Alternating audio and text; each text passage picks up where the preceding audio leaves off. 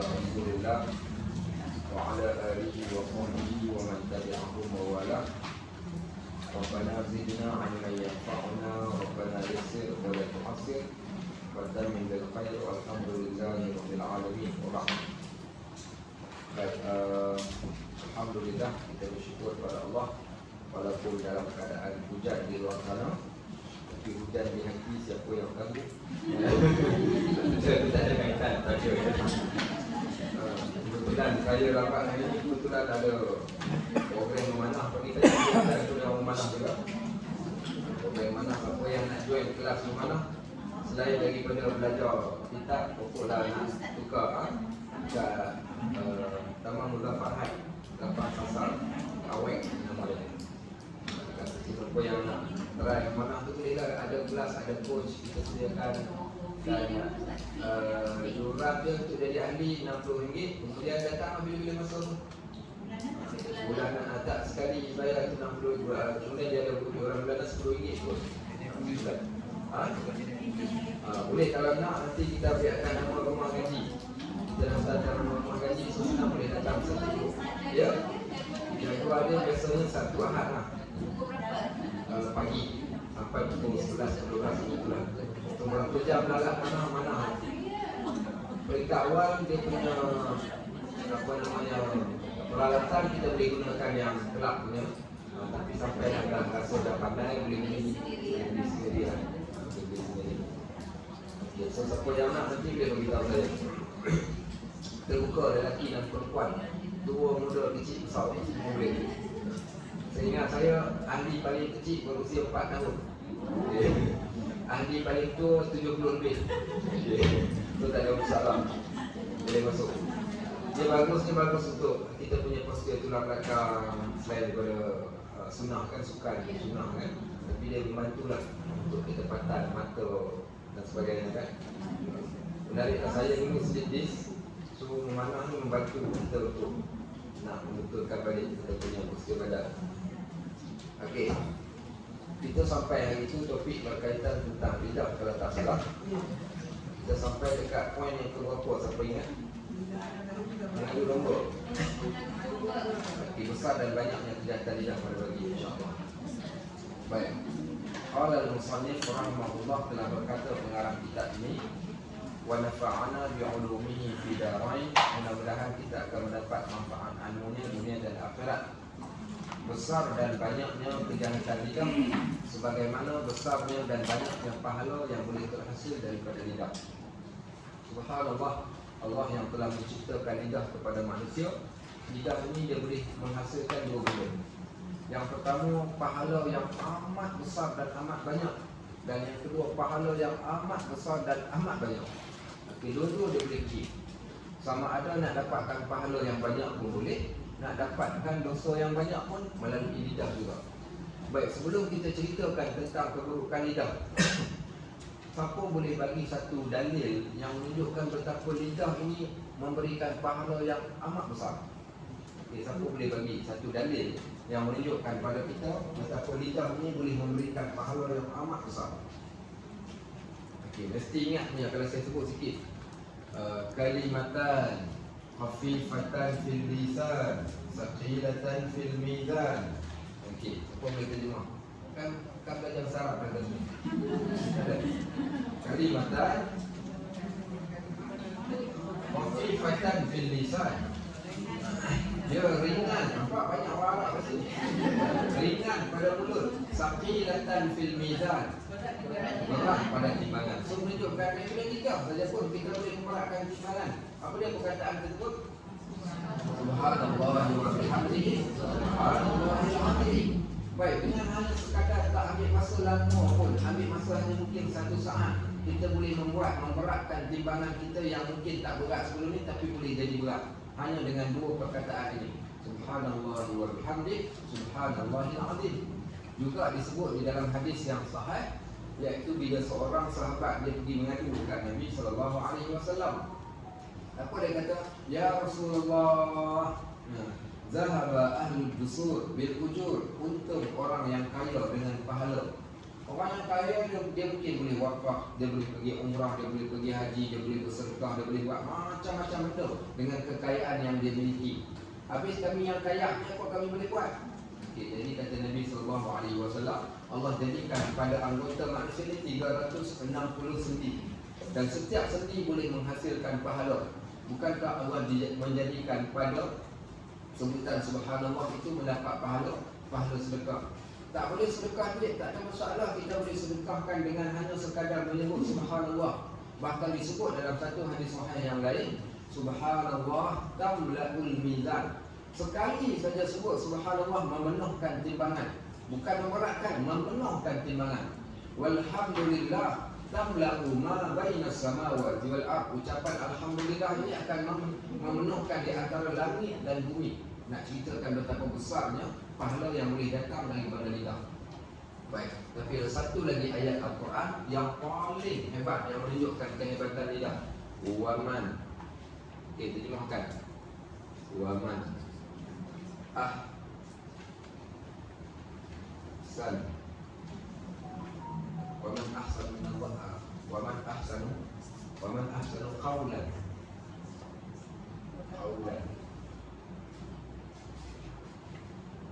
mimman da'a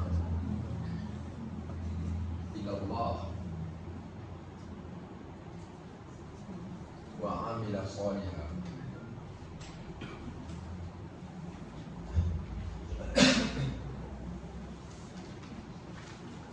Baik, apa terjemahan dia?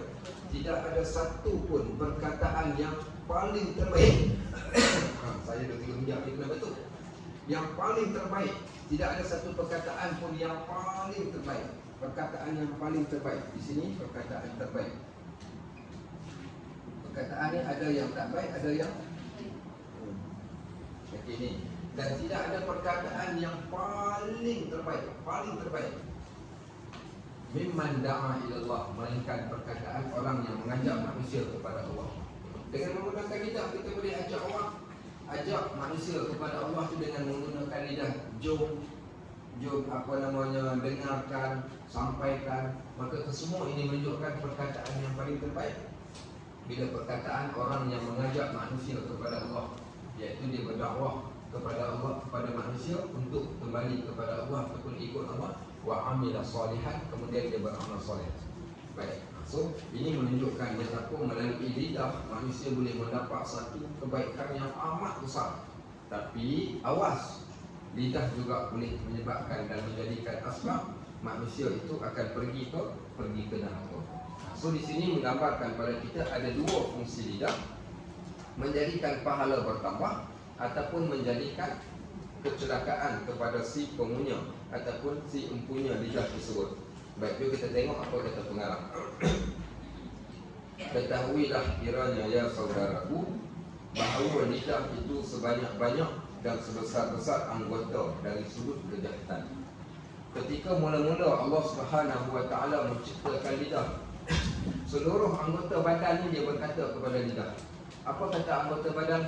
Ayyuhal lisan ittaqillah, wahai lidah, takutlah engkau kepada Allah, fa innana fika, kerana kami ini berada dengan engkau. Baik, lidah ni dikatakan oleh tubuh badan yang lain, kata dekat lidah waktu mula-mula Allah ciptakan lidah, wahai lidah, takutlah engkau kepada Allah, jangan disebabkan kerana engkau, kami yang kena. So di sini menunjukkan bagaimana dahsyatnya lidah ini sehingga asbab menjadikan Allah hukum anggota badan yang lain hanya disebabkan kerana lidah sahaja. Sebab itu orang Arab dia menyebut dalam satu syair dia, la tatakallam bilisanik ma tuksiru bihi asnanik. Jangan kamu berkata sesuatu benda yang disebabkan perkataan engkau gigi engkau akan patah. Itu maksudnya apa? Kalau pepatah Melayu dia kata disebabkan mulut santan binasa, disebabkan mulut badan binasa. Baik, qala musannif, kata pengarang kitab, maka lazimkanlah pada memeliharakannya. Jadikan di antara salah satu benda yang kamu nak jaga sungguh-sungguh ni adalah lidah, dan tiada yang akan menolongmu untuk terlepas daripada kebinasaan melainkan dengan mengasingkan diri daripada manusia dan mengekalkan berdiam diri. Baik, so dia kata kalaulah kita ni lidah kita tak boleh tahan. Pantang, nampak orang saja mesti perkataan yang tak elok akan keluar. Bila kita dah tahu dah penyakit kita ni penyakit mulut, kalau dah tahu dah macam tu, maka dia kata tak dapat tidak kalaulah engkau sentiasa menggunakan lidah pada perkara kejahatan, dua benda kau kena buat. Yang pertama, asingkan diri kau dengan orang. Sebab kalau kau duduk dengan orang ni, asyik kau dah menyakit hati orang saja. So, lebih baik kau asingkan diri, satu. Dan yang kedua, hendaklah engkau jangan berkata-kata ataupun berdiam diri. So, pengarang ni dia suruh kita buat dua benda. Apa dua benda kita kena buat kalau sampai ke satu tahap susah nak jaga mulut? Pantang dia naik kereta sampai tiba-tiba tengok traffic light warna merah. Apa dia kata? Kalau traffic light merah, dia kata, ya Allah, traffic light ni apalah merah panjang-panjang. Tiba-tiba satu hari dia lalu, traffic light warna hijau. Apa dia kata? Hari ni hijau pula. Biasa lalu merah. Itu yang kata mulutnya dia tak boleh nak stop. Baik. Dia tengok sahabat kita datang. Dia kata sahabat KPA datang ke rumah ngaji. Tudung warna orange, baju warna merah, kain warna kuning. Apa dia kata? Dia kata aku pakai baju tak matching. Dia kata kau lain kali pakai baju biarlah. Itu nak katakan tak ada kerja punya orang. Sampai semua benda yang dia tengok ni dia akan komen. Kalau dah sampai macam tu, cukuplah kau duduk dekat rumah. Kerana bila kau keluar daripada rumah, kau akan buat dosa. Baik, yang kedua apa dia? Boleh kalau kau nak keluar, tapi dengan cara kau jahit mulut kau. Macam mana cara nak jahit mulut? Okay, baik.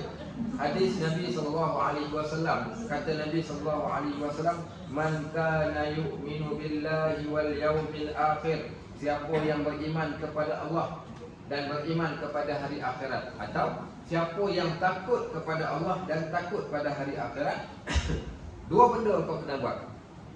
Falyaqul khairan, cakap benda yang baik, aw liyasmut, ataupun diam. Dua benda saja. Sama ada engkau berkata-kata dengan benda yang baik ataupun engkau diamkan diri. Itulah yang paling terbaik. Tanda seorang itu takut akan Allah Subhanahu Wa Taala.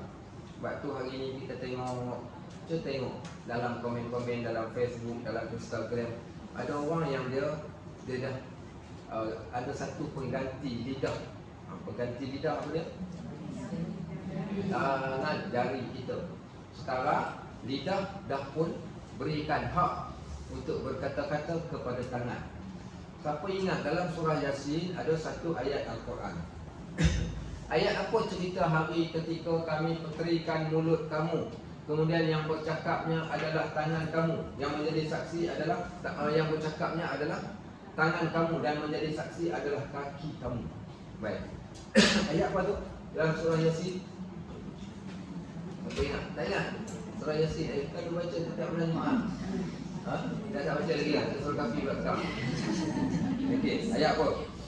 Okey, kita sebut clue sikit.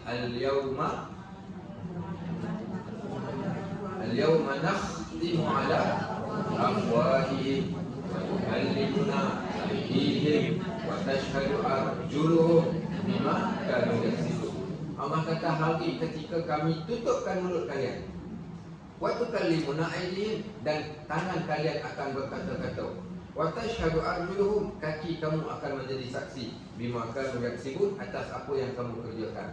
Tak sempat nak hari kiamat, dah jadi dah ayat ni. Ayat ni cerita pasal hari kiamat, tapi tak sempat kiamat pun Allah dah tunjukkan sungguh apa yang Allah kata. Hari ni ketika kita duduk dengan dia, ya Allah pendiamnya, dia ni bagusnya, tak banyak cakap. Hang tak tahu dia ni banyak cakap ke tak banyak cakap. Macam pergi tengok macam mana dia komen dekat Facebook orang, macam mana dia komen dekat wall orang, macam mana dia komen kat dalam grup WhatsApp. Kata-kata dia kadang-kadang menyakitkan hati orang walaupun orangnya jenis tak bercakap. Habis apa yang bercakap? Tangannya jadi tempat dia berkata-kata tu tadi. Sebab itu tangan ini kadang-kadang lebih tajam lagi daripada mulut.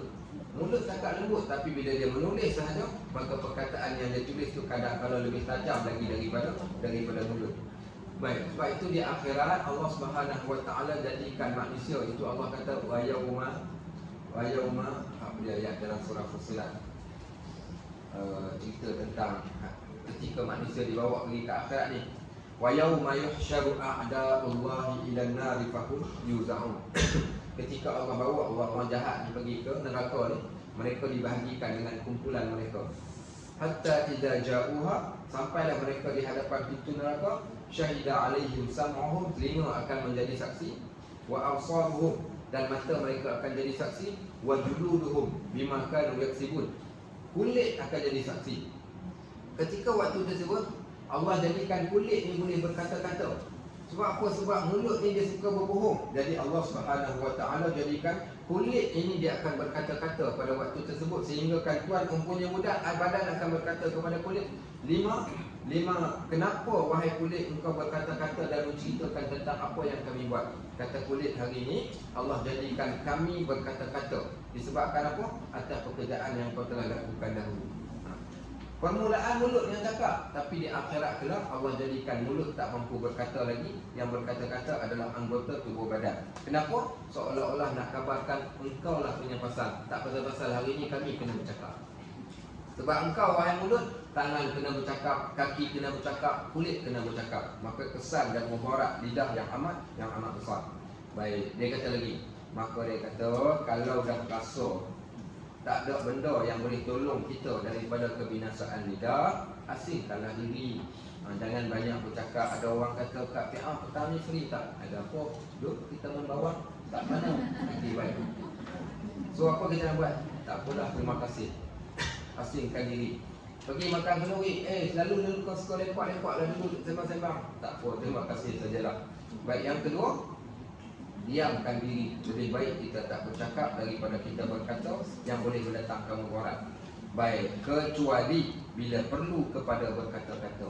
Janganlah sampai mentang-mentang orang suruh diam sampai tak cakap langsung. Ada seorang hamba Allah daripada Melaka ni lah, anak dia datang jumpa saya. Dia kata, Ustaz minta tolong pergi cakap dekat bapak saya dah tak nak cakap dengan kami. Saya kata, kenapa? Puncanya dia marah, dia sakit, kami nak bawa ke hospital. Sebab kami selalu sebut pasal hospital, dah sekali dia terus diam tak nak cakap. Pokoklah Ustaz datang cakap dengan dia, dia mahu cakap. Saya pun katalah kat dia, Pak Haji sakit, saya tengok kaki ni dah teruk. Kaki dari tapak kaki dah makan ulat, dah ada ulat dah. So dia tak nak pergi ke hospital. Dia cakap, siapa yang bawa aku pergi ke hospital, aku tak redha. Aku tak redha pada siapa yang bawa aku pergi ke hospital. So saya kata tak apa, telefon je doktor datang. Doktor datang, doktor tak cakap banyak dah, doktor tengok-tengok. Dia call terus ambulans untuk datang, ambil kau pergi ke hospital, potong kaki. Lepas potong kaki tu, sampailah ke akhir hayat, tak cakap lah. Dia tak nak cakap, memang marah sungguh. So salah tak anak dia?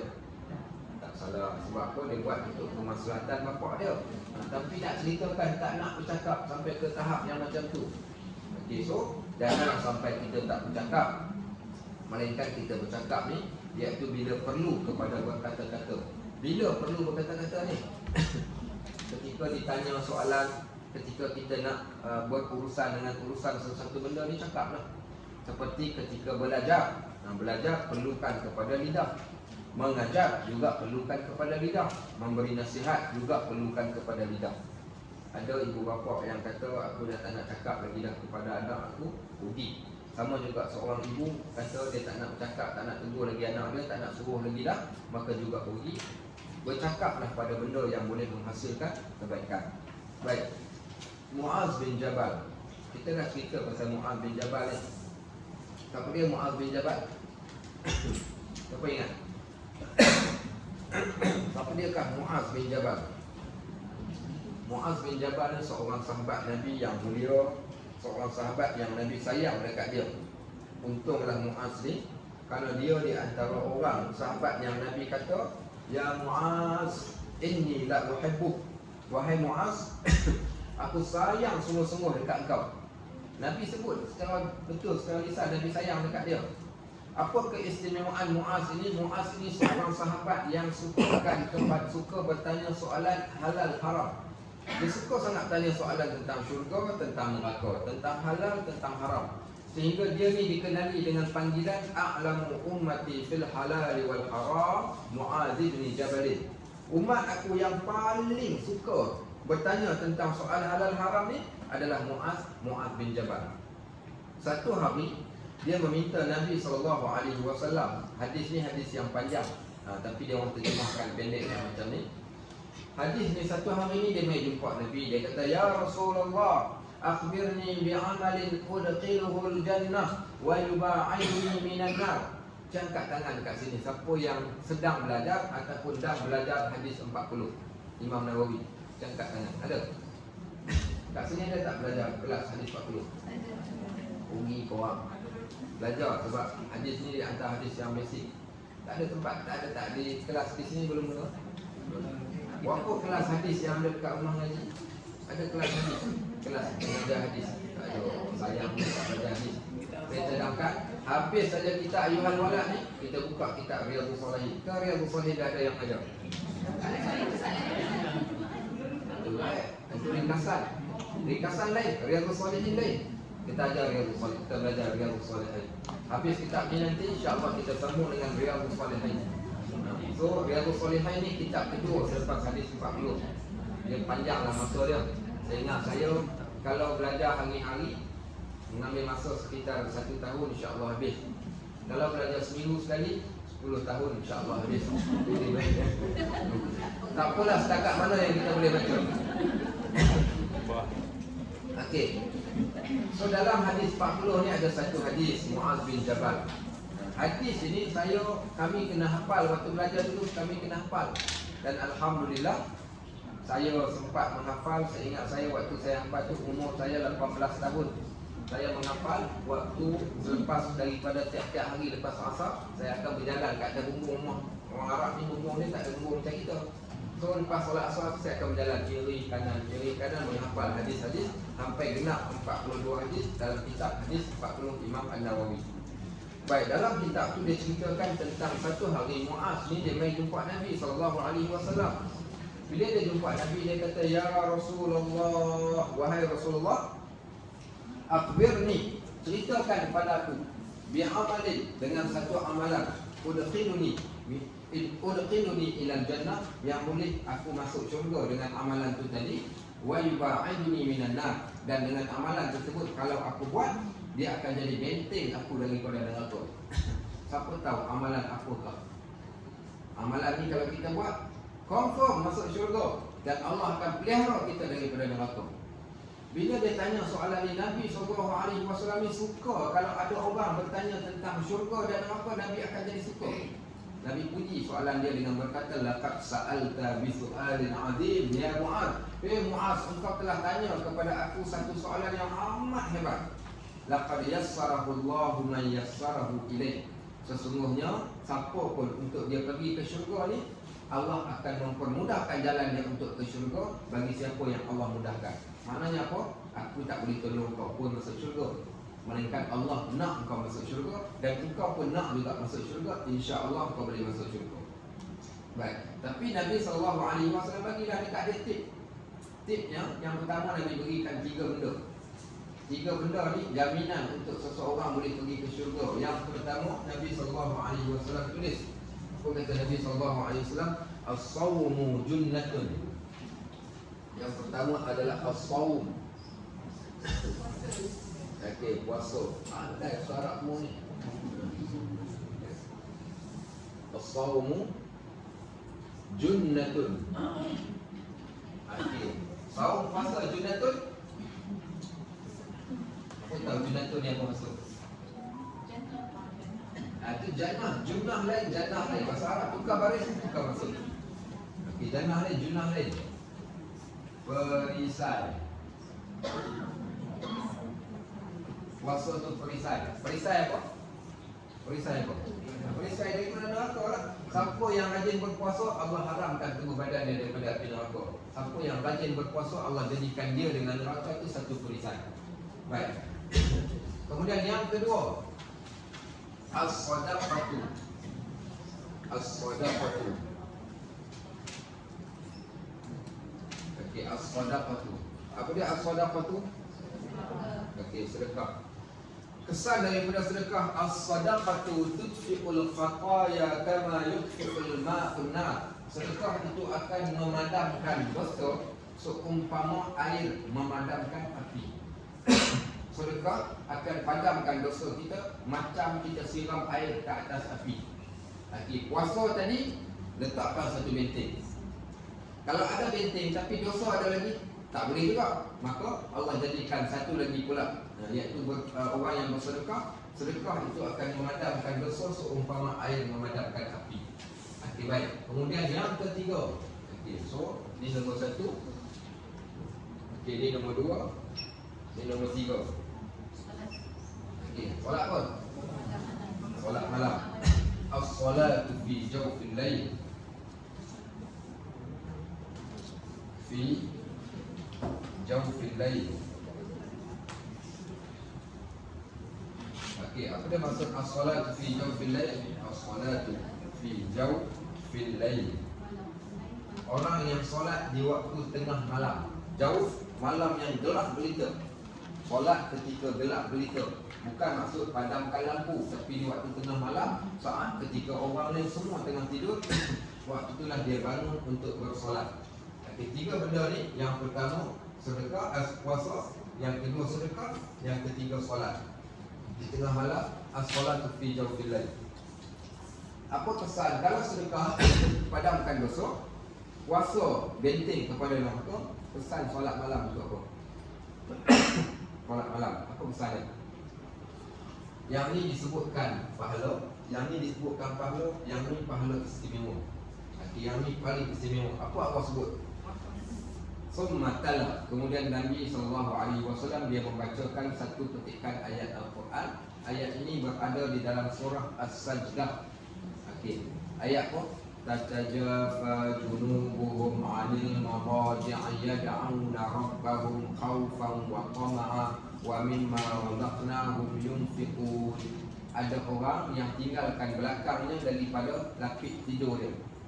Dia bangun berdoa dan juga solat, sebab kerana takut pada Allah dan juga kerana tamakkan kepada pahala. Dan wa mimma razaqnahum yunfiqun, apa yang Allah berikan pada dia, dia solat malam, juga dia juga orang yang bersedekah. Kemudian Allah kata lagi, fala ta'lamu nafsun ma ukhfiya lahum min qurrati a'yun. Untuk perbuatan ini Allah sembunyikan pahalanya dan dia tak tahu apa yang kami berikan. Tapi Allah kata jazaan bima kami ya'malun, tapi pasti kami berikan ganjaran. Sesuatu benda kalau dia tak sebutkan pahala dia besar ke tak besar, kebiasaannya dia adalah satu benda yang amat besar, maka untuk ini Allah sembunyikan pahala. Sebab itu disebut makanan kepada orang-orang yang beriman adalah solat malam. Solat malam adalah di antara solat, iaitu di antara amalan ahli syurga. Contoh dalam surah Allah sebut dalam ayat Al-Quran, innal muttaqina fi jannati wa 'uyun. Orang muttaqin kami masukkan dalam syurga. Apa amalan mereka? Kanu qalilan minal laili ma yahja'un. Mereka ni geng sedikit tidur waktu malam, tapi mereka bangun di penghujung malam, mereka memperbanyakkan istighfar. So poinnya, orang bangun malam ni adalah tanda ahli syurga. Sebab tu 3 amalan ni kalau kita boleh jadikan sebagai istiqamah semua-semua, insya-Allah syurga adalah milik kita. Baik. Tapi walaupun engkau hebat puasa, engkau banyak sedekah, engkau banyak bangun di tengah malam, ada benda yang lain lagi engkau perlu bereskan. Nabi tanya Muaz, hadis yang sama. Nabi kata, Muaz, nak tak aku ceritakan pada engkau apa benda yang jaga amalan, pahala, solat, puasa, sedekah ni? Apa benda yang kontrol dia supaya benda tadi tu tetap kekal berada di dalam buku catatan engkau dan takkan hilang? Muaz kata, sudah pasti ya Rasulullah, aku nak tahu. Nabi tunjukkan mulut baginda. Nabi kata, ya Muaz, kafu alaika hadith. Muaz, jaga mulut engkau. Muaz tak faham. Dia kata, ya Rasulullah, hal nahnu mu'aqidun ala ma natakallamu bih. Takkanlah kami akan diambil kira pada setiap ucapan dan perkataan yang kami sebut. Jenuhlah kalau macam tu kami kata tiap hari bercakap, takkanlah Allah nak ambil kira. Kata Nabi SAW, hal yakubun nas 'ala an-nar bisababi wujuhihim aw manaqihim. Adakah manusia masuk neraka sebab muka dia ataupun sebab hidung dia? Tak, manusia tak masuk neraka sebab hidung dan muka, melainkan manusia masuk neraka sebab lidah dia. So di sinilah menunjukkan betapa pentingnya lidah, sehingga lidah ini dia boleh mengekalkan amalan kebaikan kita yang lain. Ingat tak hadis kita baca? Saya tak tahu kat sini ke kat mana. Hadis tentang kisah Nabi tanya sahabat, "Atadruna manil muflis?" Kamu kenal siapa orang yang muflis? Sahabat pun katalah, "Al-muflis man laisa lahu dinaran wala dirhaman." Orang yang muflis ni orang yang tak ada duit. Tapi kita tak, muflis tu bukan tak ada duit. Mungkin barangkali orang yang muflis ni orang yang duit banyak. Tapi apa dia? Nabi kata muflis itu orang yang pergi ke akhirat dengan dibawa puasa dia, dibawa zakat dia, sedekah dia, dibawa solat malamnya, dibawa zikir dan segala amalan dia dibawa pergi ke akhirat. Tetapi apa yang berlaku ketika berada di dunia, apa yang dia buat ketika berada di dunia, dia telah syaddamu haula, dia suka kata dekat orang, wa daraba haula wa safaku dima haula. Dia melakukan kezaliman dengan menggunakan mulut dia pada waktu tersebut. Kemudian apa Allah buat? Fa'aqada bihasanati, Allah ambil semua kebaikan dia, fayudha'u ala man syatam, dan diletakkan pada orang yang dia telah kutuk ketika berada di dunia, ataupun orang yang dia cela, ataupun orang yang dia fitnah, dia ambil besar pahala kita letak kat dia. Sahabat tanya lagi, "Ya Rasulullah, macam mana kalau ada orang yang dia tak ada pahala, apa yang akan ditransfer?" Nabi kata dia ambil pula kejahatan dosa orang tu, diletakkan kepada kita badan kau. Baru tahu dia dah lah kita tak banyak kebaikan. Jadi bila tak jaga mulut, tak pasal-pasal, maka diambil kejahatan orang, diletakkan pula kepada akaun kita waktu tersebut. Wal'ayyadzubillah. Sebab tu sahabat-sahabat dalam perenggan ni dia kata, Muaz bin Jabal radhiyallahu an telah berkata kepada Rasulullah, "Wahai Rasulullah, pesankanlah kepadaku." Maka baginda sallallahu alaihi wasallam mengeluarkan lidah yang maha mulia lalu bersabda. Pernah baca tak macam mana mulut Nabi sallallahu alaihi wasallam dalam kitab Syama'il? Belajar tak kitab Syama'il Muhammadiyah kat sini? Tak belajar juga. Apa belajar? Apa ni ni? Okey, baik. Baik, kitab Syama'il ni kalau ada orang belajar kat luar tu pergilah dia. Kitab Syama'il ni kami khatam, kami panggil kitab air mata. Kitab Syama'il ni kitab cerita tentang Nabi SAW. Hadis-hadis cerita tentang fizikal, tentang makan Nabi, tentang ibadat dia, tentang cara berjalan dia, tentang pakaian, semua benda. Rugi kita hanya duk menunggu setahun sekali nak sambung Maulid Rasul, ada orang datang cerita kat kita. Tapi kita tak baca. Baca juga kitab Syama'il Muhammadiyah. InsyaAllah habis kitab ni. Kalau habis kitab ni tu tak tahu tentang bila kita sambung dengan kitab Syama'il Muhammadiyah, insyaAllah. Dalam kitab Syama'il Muhammadiyah tu cerita berkaitan tentang mulut Nabi SAW ni. Bila dia bercakap ni seumpama keluar cahaya daripada mulut dia. Waktu Nabi SAW bercakap ni seumpama ada cahaya yang keluar. Gigi Nabi ni gigi jarang. Gigi dia jarang, seumpama ada cahaya di antara celah-celah gigi Nabi SAW. Baik, maka nanti kita belajar dalam kitab Syama'il ni cerita tentang fizikal baginda. Baik, maka keluar Nabi SAW tunjukkan mengeluarkan lidahnya yang maha mulia, lalu bersabda, "Tahankanlah atasmu benda ini," artinya lidah engkau yang macam lidahku ni, "dan hendaklah engkau tahankannya daripada berkata-kata dengan perkataan yang dilarang." Sayyidina Abu Bakar As-Siddiq radhiyallahu an memegang lidahnya dan berkata, "Inilah yang membawa aku pada segala tempat kebinasaan." Sehingga di sana diletakkan satu bait syair yang menyebut wa ansyadu. Wa ansyadu tu dia pun menyairkan. Itu perkataan menyairkan, bolehlah. Dirahatus sinani lahat ti'amu wala yalta'amu ma jarahal lisanu. Luka dengan sebab lembing akan sembuh dengan mudah, tetapi tiada sembuh yang dilukakan dengan lidah. Nampak cantik ayat dia. Okey. Luka pisau sekejap saja sembuh, tapi luka di hati siapa yang tahu. Baik contoh, walaupun luka senyum, tapi ada luka kat dalam. Baik sahabat-sahabat rahimahullah, punca kerana lidah tu tadi. Baik, dia kata lagi, engkau hendaklah ingat bahawa perkataan yang baik itu mendatangkan petunjuk bagi segala anggota. Jadi, perkataan yang baik itu dia akan mendatangkan petunjuk bagi segala anggota, dan perkataan yang jahat itu menyebabkan kejahatan kepada seluruh anggota. Maksudnya apa? Setiap perkataan yang baik yang kita ucapkan, kalau perkataan yang baik itu apa berlaku, maka dia akan menjadi menunjukkan kepada tubuh badan akan jadi baik dengan perkataan yang baik itu tadi. Puncanya kerana nikmat yang kita akan dapat. Ingat, jangan disebabkan kerana mulut tangan tak boleh petik buah kat dalam syurga. Jangan disebabkan kerana mulut kaki tak boleh nak melangkah. Di antaranya di titian solat. Jangan disebabkan kerana mulut kita tak dapat nak duduk berada di bawah pokok syurga, tak dapat nak duduk di atas singgah sana syurga. Jangan juga disebabkan kerana mulut kita tak dapat memakai pakaian-pakaian ahli syurga. Dan jangan juga disebabkan kerana mulut yang paling dahsyat, akhirnya yang membinasakan adalah tubuh badan saat ketika mana manusia nak meninggal dunia.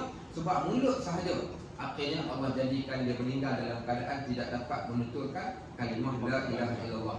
Dan jadikan asbab kepada mulut itulah kita akan mendapat nikmat disebabkan kerana mulut.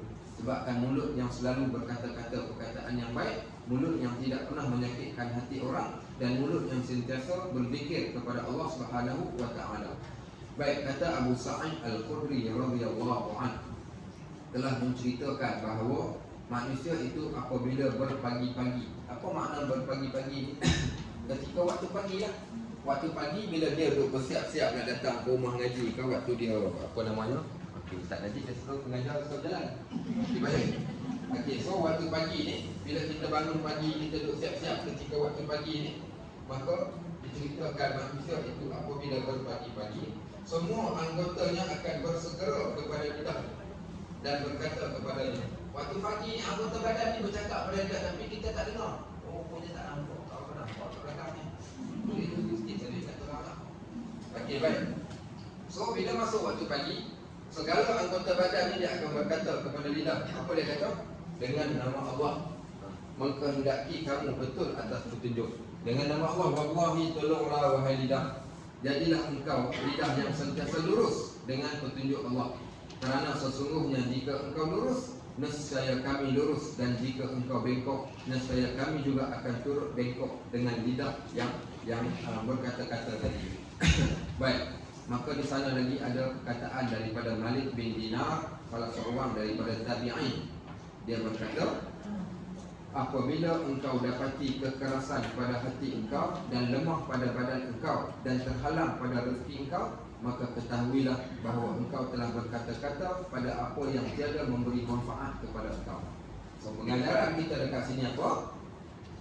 Tanda kekerasan hati disebabkan kerana banyak bercakap benda yang tak elok. Tanda kekerasan hati dan lemah pada badan engkau ni dan juga rezeki yang sempit punca kerana mulut. Sebab tu awas, mulut akan menjadi asbab rezeki murah, hidupnya tenang, dan juga mulut boleh menjadikan rezeki kita sempit dan hidup kita juga akan jadi susah. Ialah kalau dah mulut yang tak jaga, orang malas nyampuh kawan dengan kita.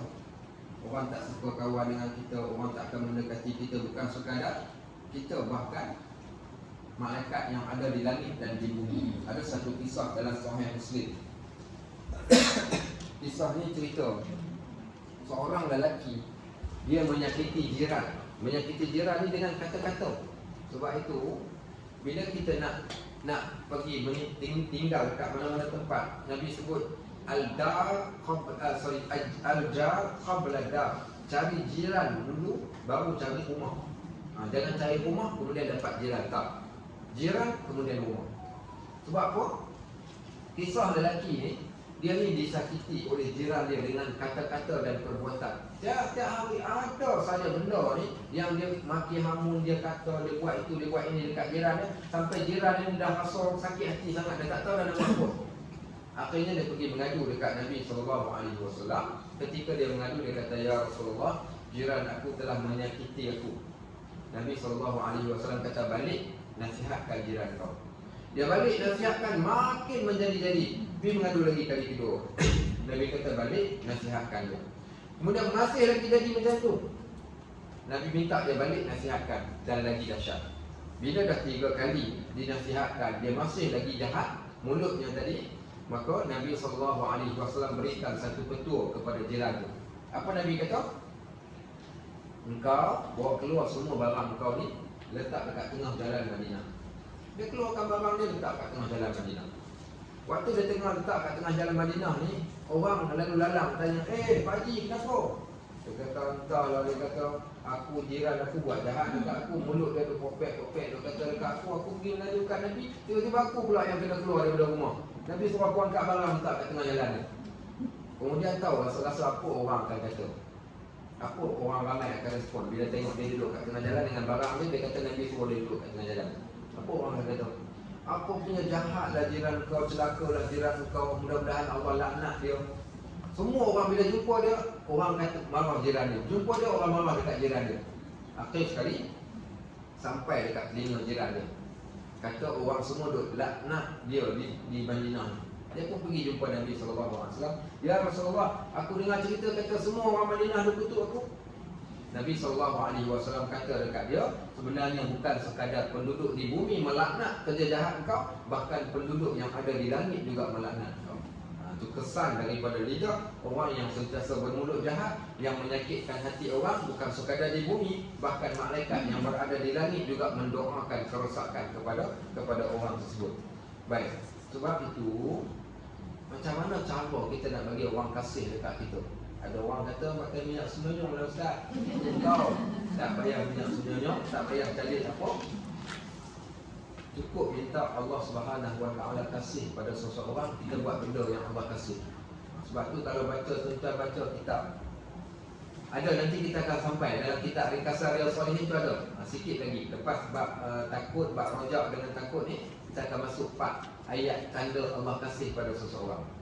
Macam mana Allah kasih dekat seorang ni? Permulaannya Allah kasih dekat kita ni bila kita buat amalan fardu. Lepas dia buat yang fardu, dia tambah buat yang sunat, Allah kasih. Contohlah kita katakan kita disuruh untuk datang ke rumah ngaji pukul 10.30, kita main 10.30. Biasa tak? Biasa semua orang datang pada waktu yang sama. Ustaz saja 10.40. Okey, baik. Kemudian tapi ada orang dia tak datang pukul 10.30, dia datang pukul 10, setengah jam awal. Apa dia buat setengah jam awal? Dia sapu sampah, dia mop lantai, dia sampai ke tahap siling pun dia sapu. Lagi dia susun kerusi apa semua. Jadi orang yang tengok tu, subhanallah baiknya Kak PA ni. Okey, baik. Orang semua doakan kebaikan pada dia. Bayangkan tengok, disebabkan dia diminta buat satu benda. Diminta kita buat solat fardu, tapi kita buat sekali dengan sunat. So umpama seorang anak kita ni, kita suruh dia kata ni mak nak pergi rumah ngaji ni, kau masak nasi siap-siap, tak lagi mak beli lauk. Okey, baik.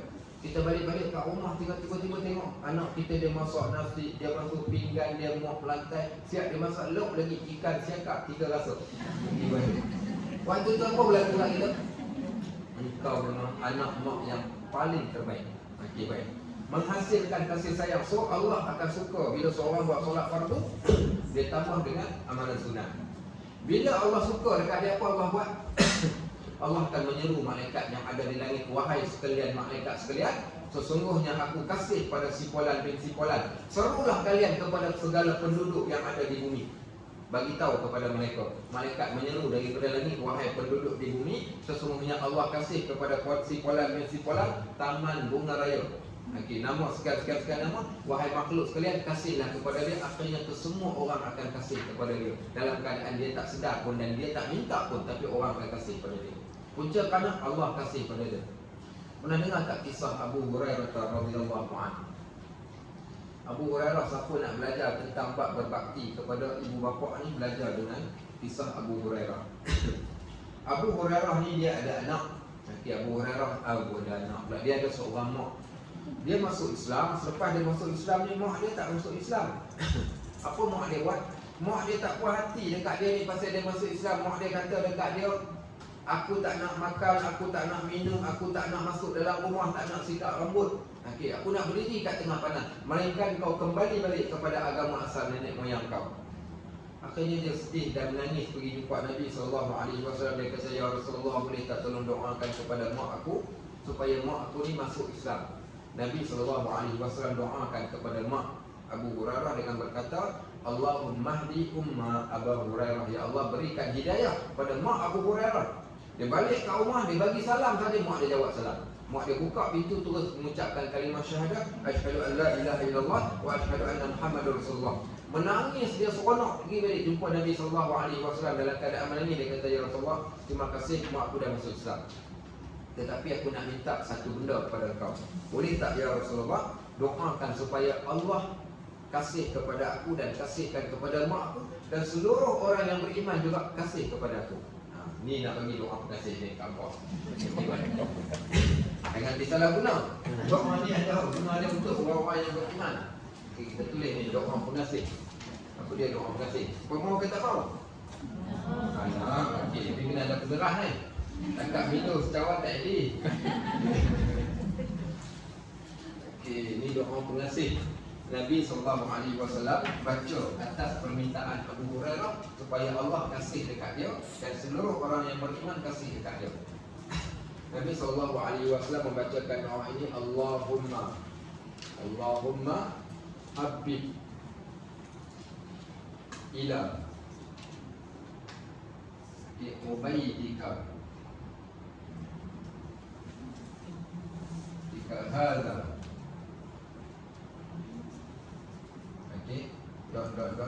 Wa ummuhu wa habib ilaihim al-mu'minin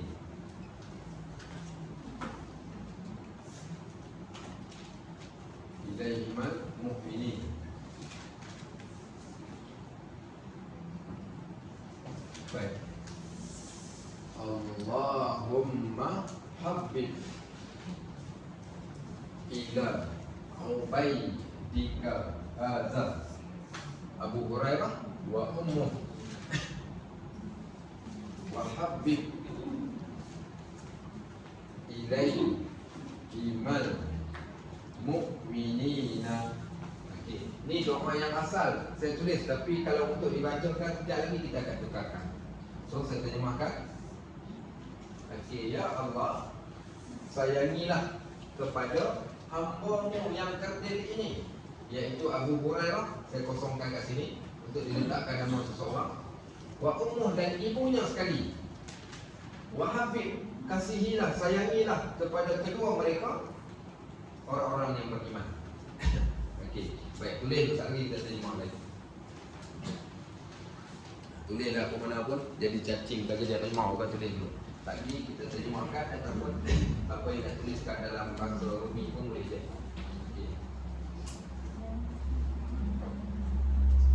Apa yang tulis tak boleh tulis apa dia yang masuk karena 3 jam tak selesai. Nampak ke? Nampak? Saya tak nampak kan? Apa kan? Tak lagi saya nak padam je. Nampak? Kan ada betul tak? Allah mahabib ilayna. Betul tak? Allah mahabib ilayna iman wa adayyan bi'ulul kan? Bukan ada yang lain. Kita tengok doa Nabi kepada Abu Hurairah dalam Google. Nampak sekarang. Kita sama kemewahan Quran. Allahumma habib ila ubaidika hadza Abu Hurairah wa ummuh wa habib ilaihim al-mu'minin. Ada tak dalam Google? Sekejap saya tengok.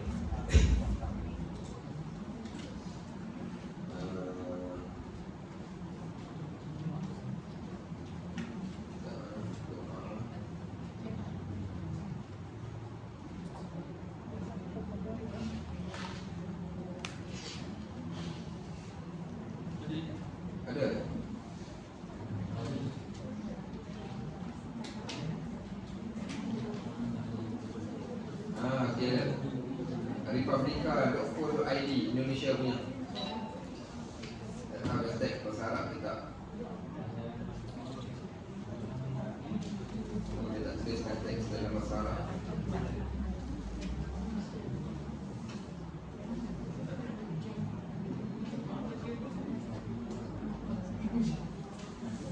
Ini hanya tulis terjemahan dia. Tak pasti kalau ada tak? Yang ada jumpa lain pun.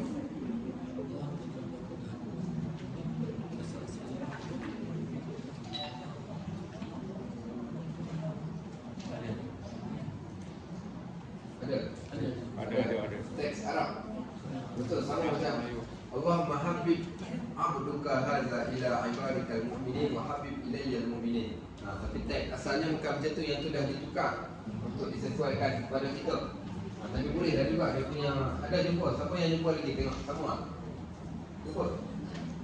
Ada tengok. Jemput. Okey, itu sama lain itu tadi. Jemput. Allahumma inni as'aluka hubba wa ini doa Ali radhiyallahu anhu. Hampir sama boleh juga digunakan, tapi yang lain dia punya terjemahan dia lain sikit. Ada jemput. Yang ini boleh juga. Allahumma habib amruka hadza ila ibadikal mu'minin wa habib ilayya al-mu'minin. Boleh juga. Okey. Okey.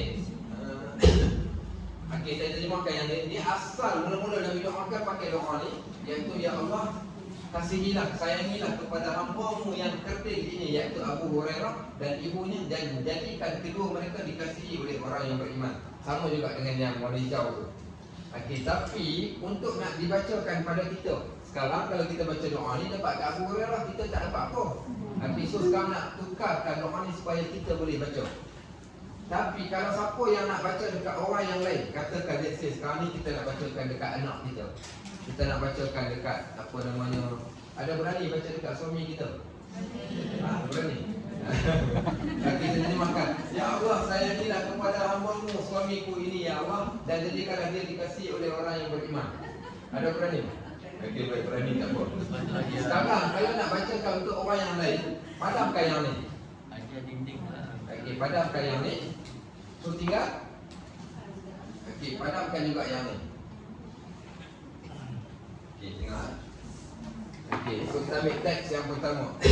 Allahumma habib ila ubaidika hadza. Okey, nama. Tuliskan nama dia kat sini. Siapa dia? Dia orang yang kita nak doakan tu. Wa habib ilaihi, kalau dia untuk lelaki, ilaihi, sayangilah kepadanya seluruh orang-orang yang beriman. Okey, so kat sini letakkan nama anak kita ke, sesiapa sahabat kita ke. Kalau seseorang minta kita doakan kepada dia, kita boleh doakan dengan doa ni. Yang ni untuk lelaki, sebab tu saya tukarkan jadi ilaihi. Kalau perempuan, tukarkan nama dekat sini jadi hazihi. Hazihi. Okey, hazihi. Kemudian sini jadi ilaiha. Ya, betul. Kat situ jadi ilaiha kalau perempuan. Kalau dia seorang perempuan, kita tukarkan jadi ilaiha. Okey, taruh sini. Ubaidika tak, yang ni Allah, hamba-Mu, Mu ni Allah. So ubaidika juga. Ubaidika. Baik, ada lagi yang lain. Sekarang ni Ustaz, tak apalah Ustaz, abang tu tak apalah. Tapi ni saya cerita yang saya ni. Saya punya macam mana kalau saya nak Allah sayang dan kasih pada saya. Jangan kita nak suruh Allah kasih kat kita ni, buat apa yang Allah suruh, Allah kasih lah. Tapi nak doa juga macam mana, Allahumma habib. Okey, buang kat sini pula. Ini dah boleh padam kan? Boleh. Sekarang saya padam. Okey, untuk nak doa kepada diri sendiri, Allahumma habib ilayya. Okey, sorry. Allahumma habib ilayya. Allahumma habib ilayya wa habib ilayya al-mu'minin. Wa habib ilayya al-mu'minin. Ini kata doa pengasih kepada untuk diri sendiri, ilayya. Ilayya. Allahumma habib ilayya wa habib ilayya al-mu'minin. Ya Allah, sayangilah aku dan sayangilah kepadaku seluruh orang-orang yang beriman. Maksudnya kita nak seluruh orang-orang yang beriman ni juga kasih dan sayang kepada kita. Yang ini untuk diri sendiri. Yang ini untuk diri sendiri. Allahumma habib ilayya wa habib ilayya al-mu'minin. Ya Allah, sayangilah untukku dan sayangilah untukku seluruh orang-orang yang beriman. Baik, apa efek daripada doa ni kepada Abu Hurairah radhiyallahu anhu? Setelah Nabi SAW mendoakan kepada Abu Hurairah doa ni, kata Abu Hurairah, tidak ada seorang pun penduduk Madinah melainkan kesemua mereka akan mengasihi aku dan juga ibu aku, kerana disebabkan berkat. Dan berkat doa tu sampai ke hari ini. Kalau saya sebut nama Jundub bin Junadah, pernah dengar? Ramai tak pernah dengar. Kalau saya sebut nama contohnya Sa'id Al-Khudri, mungkin sebahagian dengar, sebahagian tak dengar. Tapi kalau sebut nama Abu Hurairah, tak ada siapa pun yang tak pernah dengar nama Abu Hurairah, melainkan dia mesti pernah dengar. Kenapa dia pernah dengar? Kerana berkat doa Nabi doakan kat dia sehingga nama dia disebut sampai hari ini. Buka kita hadis mesti jumpa nama Abu Hurairah. Kalau siapa yang dia kata dia tak pernah dengar, inilah kali pertama dia dengar nama Abu Hurairah, Memang pendek umur. Memang umur tak panjang. Kau cukup. Okey, baik. Itulah dia cerita dia. Okey, sahabat-sahabat rahmatullah. Okey, ada apa soalan nak tanya? Ada apa soalan yang nak ditanya? Dah penutup kan? Dah penutup kan? Okey. Boleh, sila. Yang pendapat ada mengatakan ya, ada mengatakan tidak. Kalau Rasulullah tiada bayang-bayang, Rasulullah boleh lihat tanpa membalikan tubuh. Mana yang tu pakai? Baik, okey. Pendapat yang pertama cerita-cerita tentang Nabi SAW. Salah satunya mengatakan ketika Nabi SAW berjalan tidak ada bayang, kemudian dia akan dipayungi oleh awak. Maka banyak datang riwayat-riwayat yang macam tu, dan riwayatnya kebanyakannya adalah riwayat yang tidak sahih. Walau bagaimanapun, okey, baik. Yang cerita kata dia boleh melihat di belakang tubuh dia. Okey, yang tu adalah riwayat yang sahih, cerita dalam solat. Nabi SAW berkata kepada para sahabat, wahai sahabat-sahabat, betulkan saf kalian, penuhkan saf. Kerana aku dapat melihat kalian daripada belakang aku mampu melihat kalian. Maka di situ ada kebenaran, ada kebenarannya. Adapun yang lain-lain itu sebahagiannya adalah riwayat Israeliat yang datang dengan ditokok tambah, termasuklah kisah terpadamnya api Kisra apa semua tu kan. Walaupun ada cerita yang macam tu, tidaklah bermakna berlaku kekurangan. Banyak lagi kisah-kisah yang hebat tentang Nabi SAW keluar air kat celah tangan. Contoh, kaki lebih panjangnya tu kita. kaki lebih panjang, dengan lerak. Itu tak ada tokok tambah sangat ada tu. Nabi SAW sama sebagaimana manusia yang biasa, maka tubuh badannya tidak tinggi, tidak rendah. Badan dia seorang badan yang sasa. Tangan dia penuh dengan isi. Kemudian lengannya mempunyai lengan yang besar. Dada dengan perut dia adalah sama. Dia tak ada perut buncit. Kemudian ada bulu-bulu kecil sahaja pada bahagian dada dia sampai ke pusat. Kemudian bila dia melangkah, dia akan melangkah dengan tegak. Tapi itu di antara apa yang diceritakan dalam kitab Syama'il. Baik, cuma kalau kita nak ambil 4 kelebihan. Contoh, Nabi Sulaiman boleh bercakap dengan binatang. Nabi kita boleh cakap dengan binatang.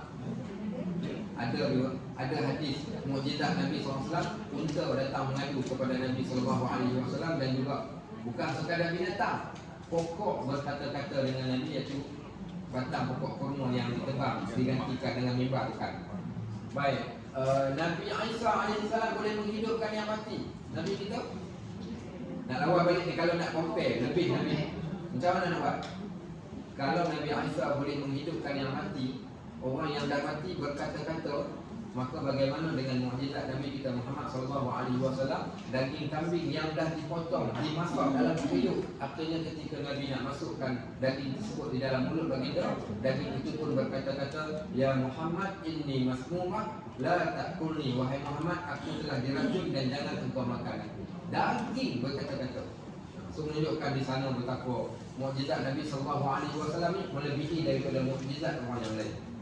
Nabi Nuh AS berdakwah 950 tahun. Wa ma amana ma'ahu illa qalil. Allah kata tidak yang beriman dengan Nabi Nuh mereka sedikit. Nabi SAW berdakwah 23 tahun. Maka yang beriman dengan dia sampailah ke hari ini. Nabi Nuh AS ketika mana dia berdakwah 10 generasi, akhirnya dia berkata, ya Allah, Rabbi la tadar 'alal qaumil kafirin dayyara. Tuhan, jangan tinggalkan seorang pun orang kafir di atas bumi. Nabi kita Muhammad SAW ketika dia letak, apa dia kata? Allah mahdi liqaumi fa innahum la ya'lamun. Ya Allah berikan petunjuk pada kaumku, mereka tidak mengetahui. So banyaklah kelebihan yang kalau kita nak baca.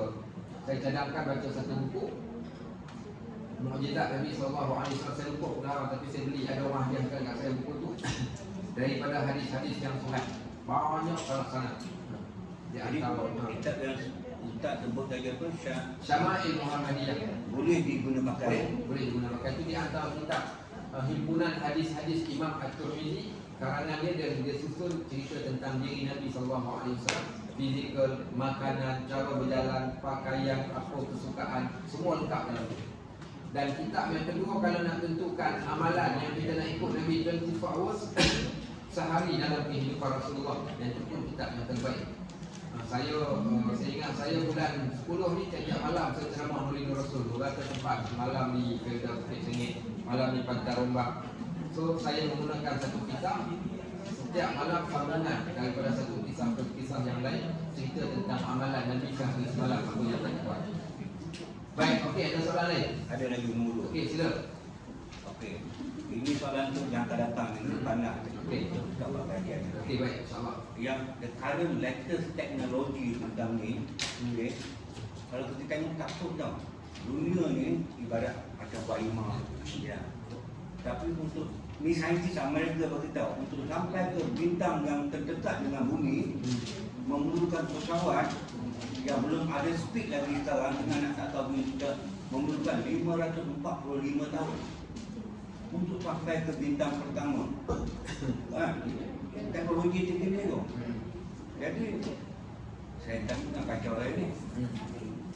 Dunia besar ni, bintang terdekat dengan bumi memerlukan pesawat yang tak perlu dapat kita 545 tahun baru boleh sampai. Jadi dunia ni buat tapi yang penuh terkeliling dengan galaksi semua apa semua tu. Kadang-kadang dunia ni dicipta Mengumpat kita berat. Sebenarnya ada jawapan dalam surah Ar-Rahman nombor cerita kalau kamu boleh naik tembus ke langit temulah la tanfudu illa bisultan, kamu takkan mampu untuk tembus. saintis rendah tu. Hari ini NASA banyak menipu kita. Banyak kajian dia yang tipu sedangkan dia tak sampai pun even ke permukaan bulan. Kalau tak sampai dia buat cerita kat dalam studio dia katakan itulah permukaan bulan dan tak ada siapa pun. Even yang dia orang sampai pun hanyalah sekadar di awang-awangan. Satelit pun dia letakkan di awang-awangan tak boleh lepas pun ke langit. Langit pertama pun tak boleh lepas. Yang pertama kerana Allah tak izinkan, dan yang kedua tak ada makhluk yang boleh lepas sekalipun. Dan ada lagi yang insya-Allah nanti kita akan sebut pada minggu akan datang. Okey, ada lagi anak guys. Alhamdulillahirabbil alamin. Subhanakallahumma wa bihamdik asyhadu an la ilaha illa anta astaghfiruka wa atubu ilaik. Wa sallallahu ala sayyidina Muhammad wa ala alihi wa sahbihi wa sallam. Walhamdulillahirabbil alamin. Barakallahu fikum. Jazakumullahu khairan katsiran. Assalamualaikum warahmatullahi wabarakatuh. Allah